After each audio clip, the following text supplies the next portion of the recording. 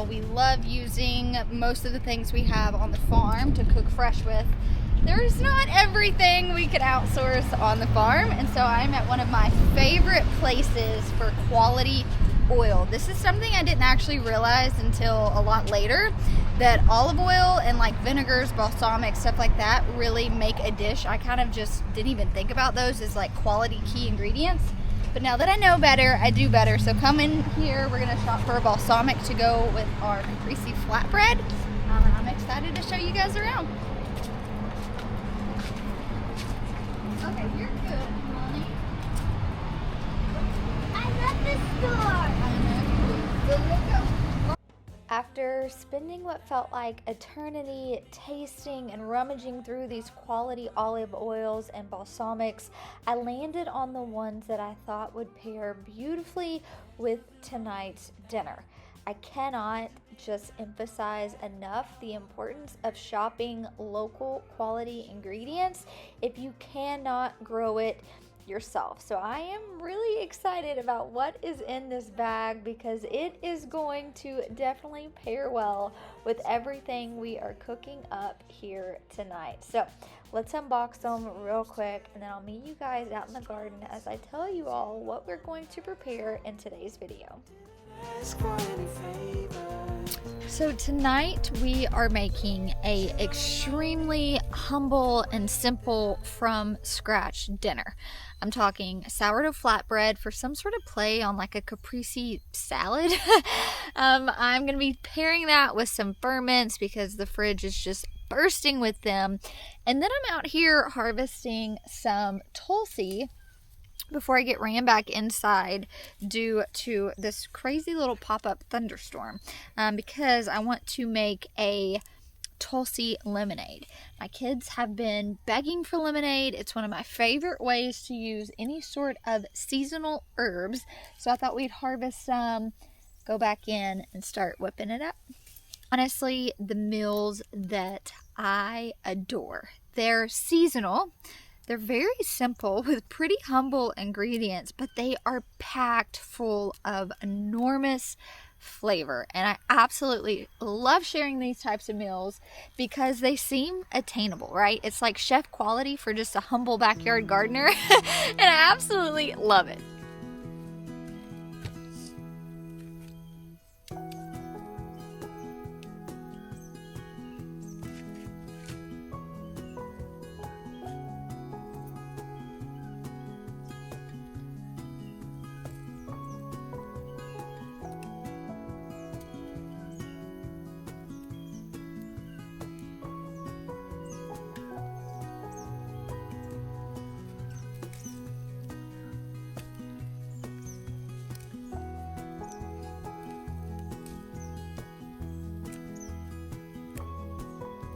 Nothing like a little rain shower to make sure you're being as productive in the garden as possible.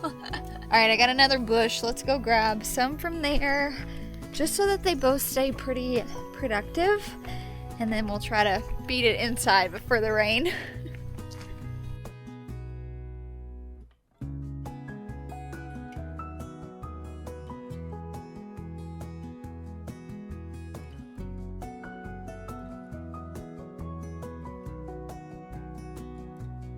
So it was kind of funny, my kids asked me earlier if I was ever allowed to eat candy as a kid. And in fact, despite what our lifestyle is now, which is just nourishing, wholesome ingredients, most of which we can grow or source locally, that was not my upbringing at all, which is probably why I'm just really passionate about, intentional cooking, sourcing out good ingredients.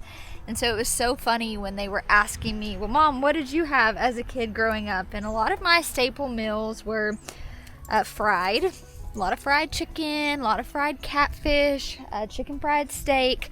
And we had a lot of sides, particularly, your Southern comfort. So we had a lot of mashed potatoes, macaroni, little peas, corn, but not a lot of, in fact, I don't ever recall eating any sort of fresh vegetable And so it's just always fun to be able to walk outside, and there's no nostalgia there for me, right? There's nothing that just like catapults me back to childhood, which is really fun in a sense because I don't have any, pre-consumed ideas of like what this should taste like or what a dish is supposed to be cooked or prepared like. So I feel like there's a lot of freedom for me in the kitchen with playing around with ingredients, because I honestly just have no idea how they were meant to be made because I didn't have them growing up, and I wasn't an adventurous, in the kitchen for a very long time. And so it's just now that I'm in my 30s that I play around and experiment and realize that a lot of ways I consume things or cook or prepare things, in fact, isn't really how you're supposed to do it at all. But I'm a little rebel, so I like living life on the wild side. But here is my Tulsi. We are officially starting to get wet, so let's run inside. We're going to get this steeping for the lemonade while we start prepping our sourdough flatbread. So it's going to be great. Holy cow. Okay. We're getting in the kitchen, y'all. Getting in the kitchen. Whew.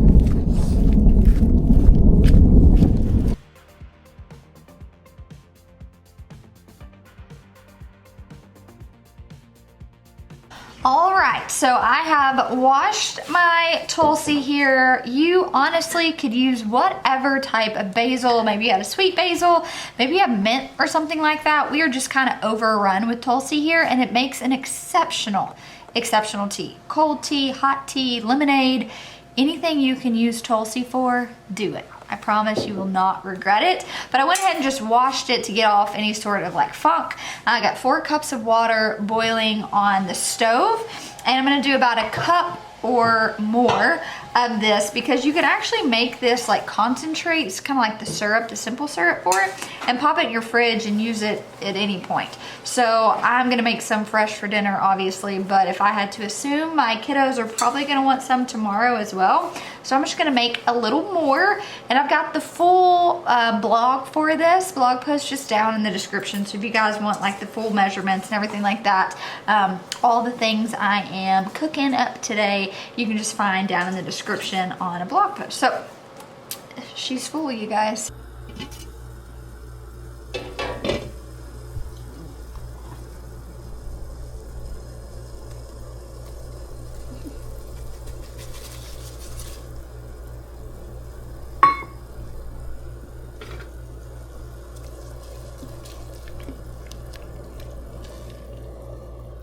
Let's make up our sourdough flatbread. Now, typically, I want that long fermentation because that is where all the gut health and probiotics and all the goodness of sourdough is. But sometimes you're in a pinch and you don't have 2 days, and so I still like to use up my sourdough discard. I still like to bake with it even if I'm not doing a long ferment because it just tastes absolutely exceptional. So look at that bad boy. We're gonna pretty much use all of this, but I've got roughly 2 cups of just an all-purpose flour. You could use a bread flour if that's all you keep on hand. That's totally fine. Come on now. All right. I'm gonna add a cup of discard. Your discard can be active or not active. That really doesn't matter. So it's about 200 grams of this. Woo, buddy, it's gonna be so good. And a clean jar at that.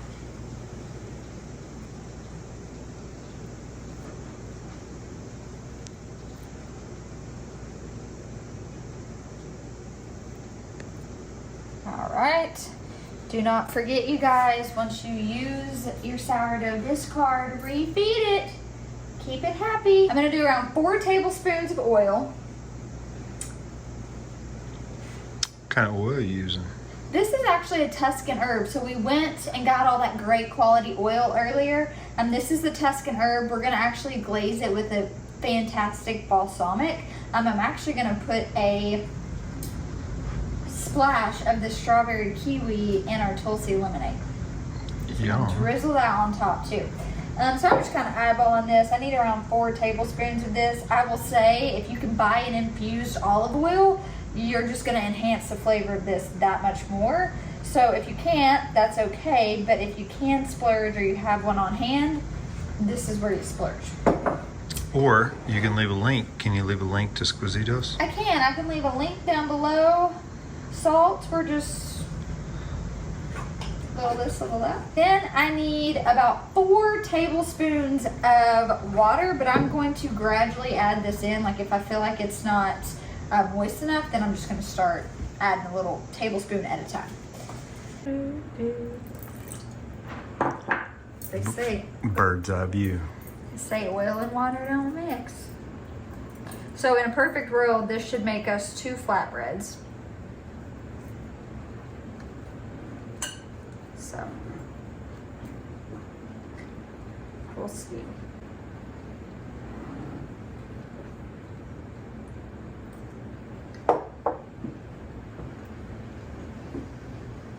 Once I get it all mixed though, I'm not doing a long ferment, but I still want the dough to rest. So I will let it rest for about 30 minutes or so while I start working on prepping all the other stuff. Anytime you're working with any sort of dough, it's usually a good idea just to give it a rest period, whether it's sourdough or not, just to let all the gluten relax. So I like to always make my dough first, or in this case, I like to get that Tulsi steeping because I know it's going to steep for a while, work on the dough, and then let that just sit while I do all the other prep work.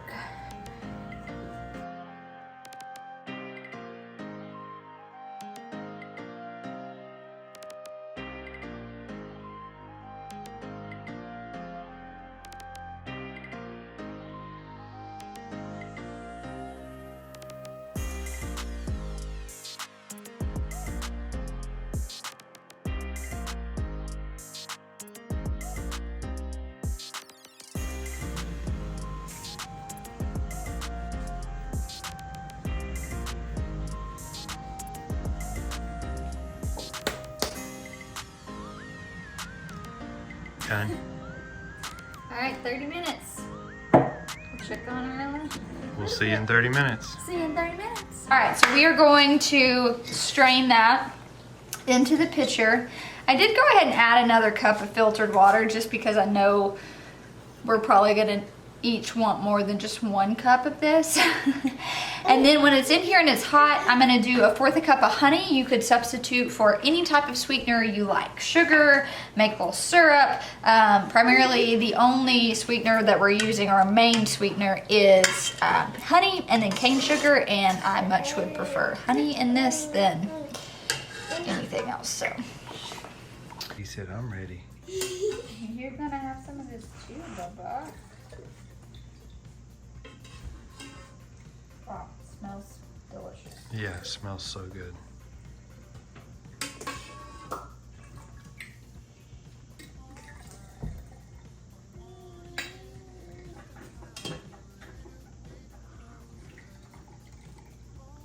Nice job, babe. Alright, I do want to smash down the Tulsi.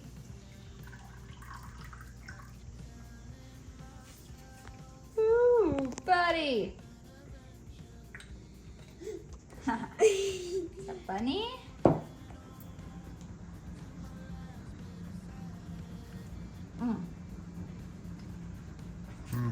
Don't worry, use the opposite finger. Don't know if y'all noticed that or not, but. Alright, so obviously I feel like this goes without noting, but if you're gonna add a sweetener, add it while it's hot, right? So that it dissolves properly. And then I'm gonna pop this, well, actually I'll probably go ahead and juice the lemon, so I don't know. I got 2 fresh lemons, so I'm gonna squeeze the juice of that and then throw in some lemon juice, pop it in the refrigerator to cool, and then we'll bring it back out with dinner with this strawberry kiwi rose balsamic. You guys, I can literally just take shots of this stuff, like some kind of good. So I thought we'd do this on lemonade. Extra lemons for slices. Oh, I probably should. Somebody didn't buy enough lemons. I thought somebody was you. Oh, I know. I'm blaming myself. No, I'm just saying, if it was like some sort of, dinner party or you're hosting, you could put this in a clear pitcher and, get as fancy as you wanted to. We like our pottery. Yeah, I mean, just for me, it doesn't have to be Pinterest perfect for it to feed your family and taste delicious. So use whatever you have on hand, whatever's easy, because I have found if it's not easy, you're not going to do it. And we want from scratch garden to table approachable and easy and something we want to do, not something that we feel really kind of just burnt out or annoyed with doing. So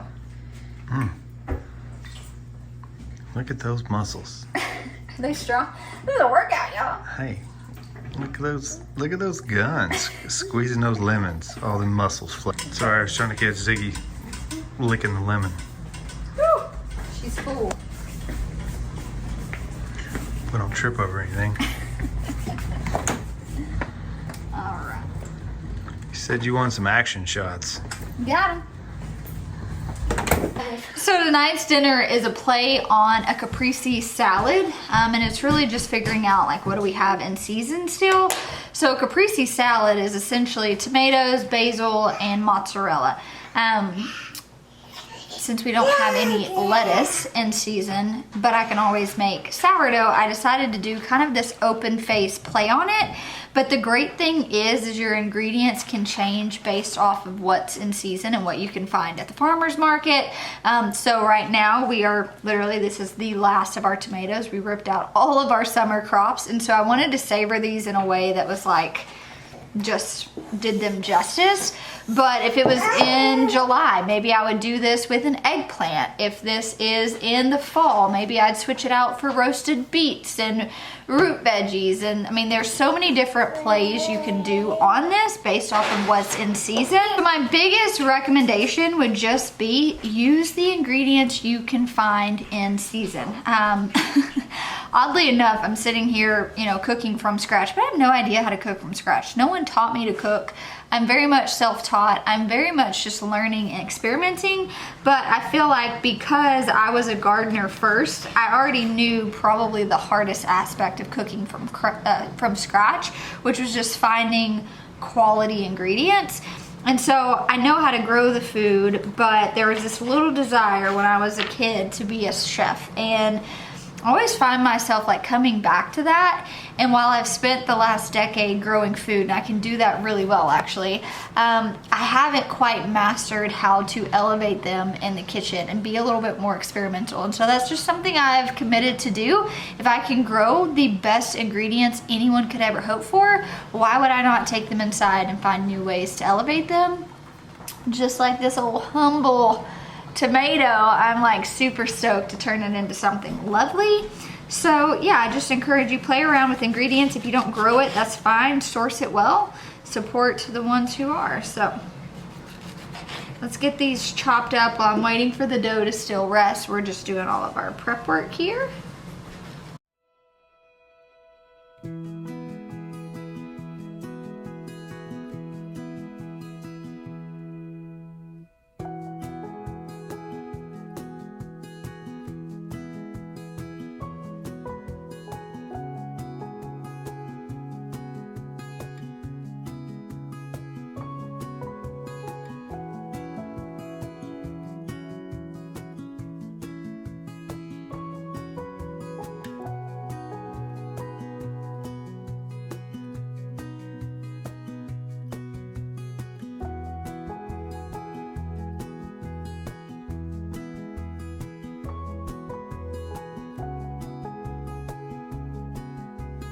Alright, I've got my pizza stone heating in the oven. The oven's on, I think I did 425 because my range cooks hot, but I would do 475 if you have just a normal cooking range. So I didn't set a timer or anything, but I'm assuming it's been around 30 minutes. So I doubled my recipe, which this recipe for this dough, I've got a blog post I'll leave down below if you guys want to do that as well. But I'm just gonna essentially cut it in half, not weighing or measuring or anything like that. Just going to attempt to get it in a rectangle. We'll see. But you kind of cook this like you're cooking, you know, an Italian flatbread, so like a pizza. So you want your like stone to be really, really hot. You're gonna come in hot and heavy. It's not gonna take very long.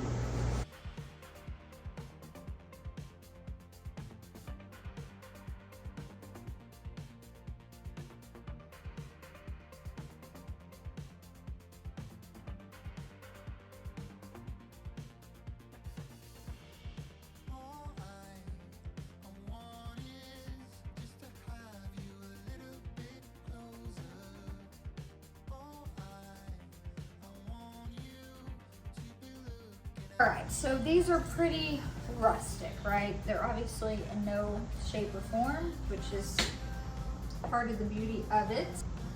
We're gonna get them close. It's gonna work great. All right.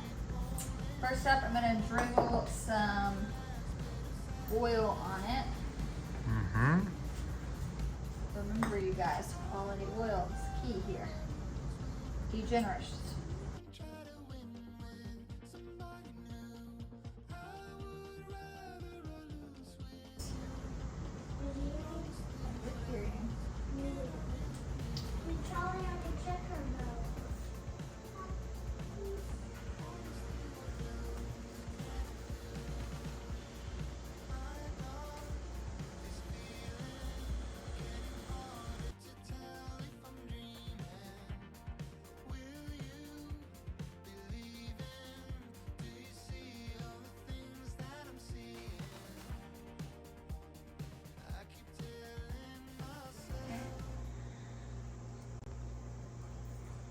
We are adding some crispy bacon from our pork. You could also do some prosciutto. There's a lot of different things you could do here. This looks amazing. Add a nice little crunch, a good flavor, a really good flavor.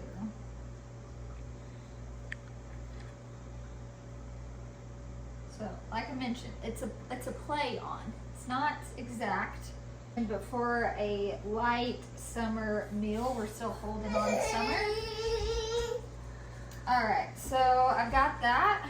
I'm gonna take some little basil. Yeah. I actually read in a cookbook that you should try and keep herbs in their whole form as much as possible when cooking.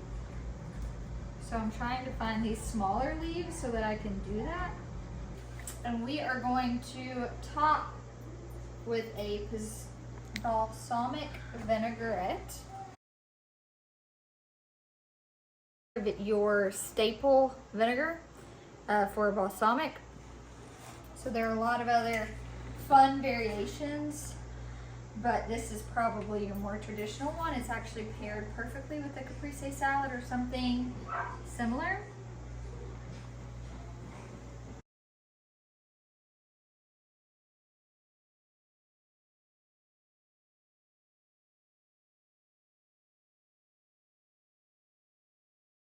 All right, do this one. We'll just eat it off the stone.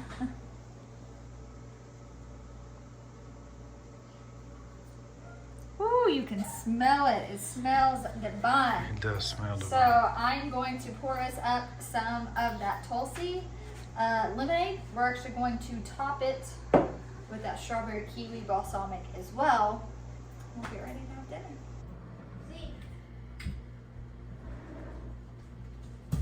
You good?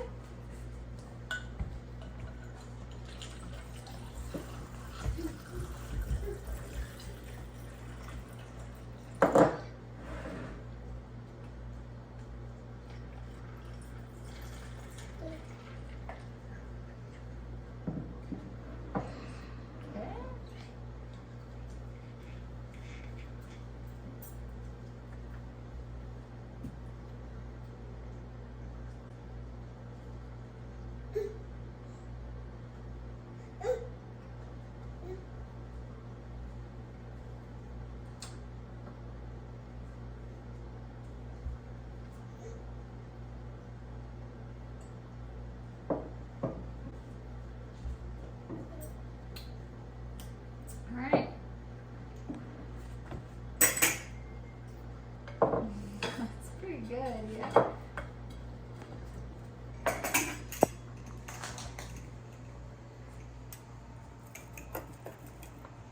Woo. No, no. You try to get some. Oh.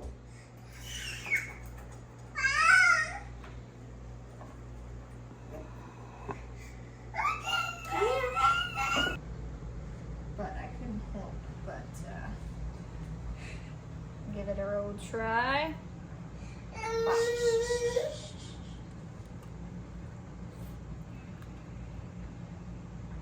Holy cow. Rub it in. A little more balsamic in my opinion. Needs a little more balsamic.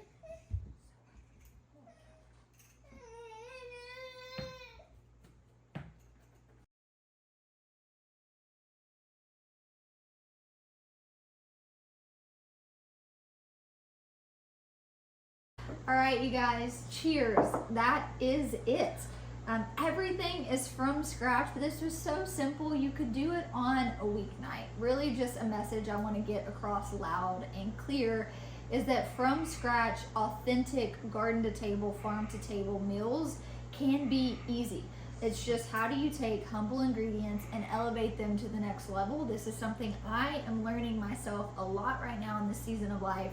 And so it's a joy to share it with you guys. Don't forget, if you want some of these recipes, you can find the blog post of them down in the description below. But we are going to enjoy this delicious meal. So cheers. We'll see you next time.